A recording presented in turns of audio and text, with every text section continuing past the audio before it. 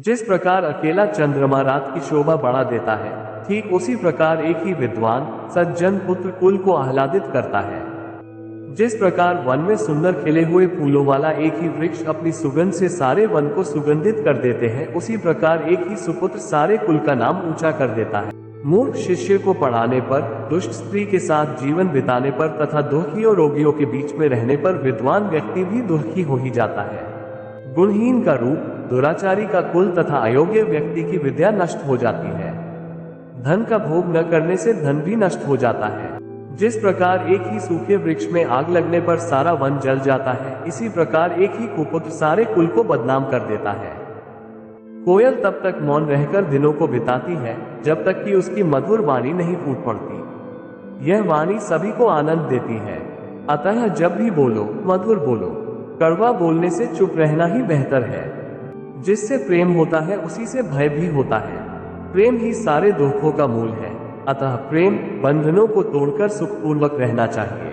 विपत्ति के समय के लिए धन की रक्षा करनी चाहिए। धन से अधिक रक्षा पत्नी की करनी चाहिए, किंतु आत्मसम्मान की रक्षा का प्रश्न सम्मुख आने पर धन और पत्नी का बलिदान भी करना पड़े तो नहीं चूकना चाहिए। व्यक्ति को चाहिए कि कुल के लिए एक व्यक्ति को त्याग दे, ग्राम के लिए कुल को त्याग देना चाहिए। राज्य की रक्षा के लिए ग्राम को तथा आत्मरक्षा के लिए संसार को भी त्याग देना चाहिए। व्यक्ति को अपनी ही पत्नी से संतोष कर लेना चाहिए, चाहे वो रूपवती हो अथवा साधारण, वो सुशिक्षित हो अथवा निरक्षर, उसकी पत्नी है, यही बड़ी बात है।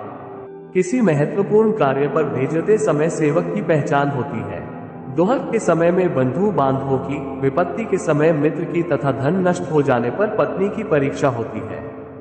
शौक और संताप उत्पन्न करने वाले अनेक पुत्रों के पैदा होने से क्या लाभ। कुल को सहारा देने वाले एक ही पुत्र श्रेष्ठ है, जिसके सहारे सारा कुल विश्राम करता है।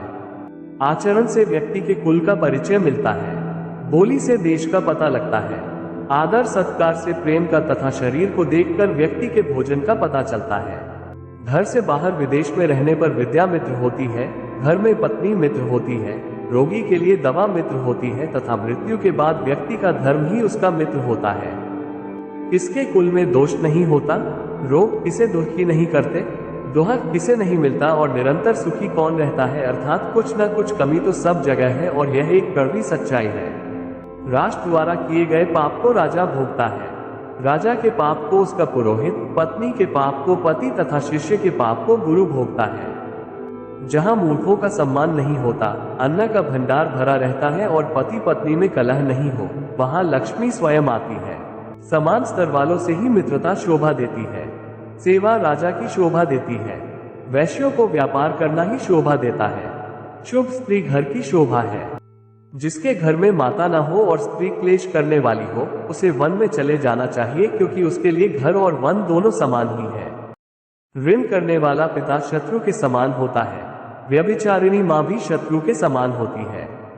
रूपवती पत्नी शत्रु के समान होती है तथा मूर्ख पुत्र भी शत्रु के समान होता है। अगर आपको हमारी वीडियो पसंद आई हो तो एक लाइक जरूर करें और ऐसे ही वीडियो देखने के लिए हमारे चैनल को सब्सक्राइब करें।